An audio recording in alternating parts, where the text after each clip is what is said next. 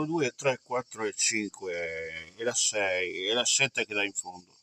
Comunque ragazzi, adesso ragazze soprattutto vi mostro le piantagioni di peperoncino. Guardate, le mie piante, ecco, c'è basilico, qua c'è un altro piantino di peperoncino, qui un'altra piantina di peperoncino, ovviamente ho fatto jalapeno, habanero,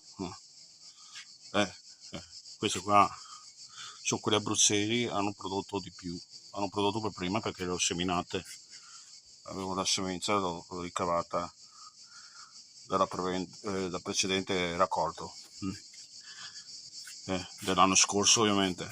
E qua anche sempre abruzzesi, qua invece ho seminato un po' di prezzemolo, avere un po' di pazienza. Guardate qua in altezza, qua dovrò fare un po' di trapianti in altri vasi, se no soffrono troppo. Comunque c'è abbastanza terra, dai. Vi saluto, vi auguro buona domenica. Oggi ovviamente si riposa, c'è gente che anche chi lavora. E domani vado a mangiarmi il panino dalla Zitta in centro a Padova. Vado alla Zitta dove mangio i miei panini preferiti e buoni. Punti di riferimento.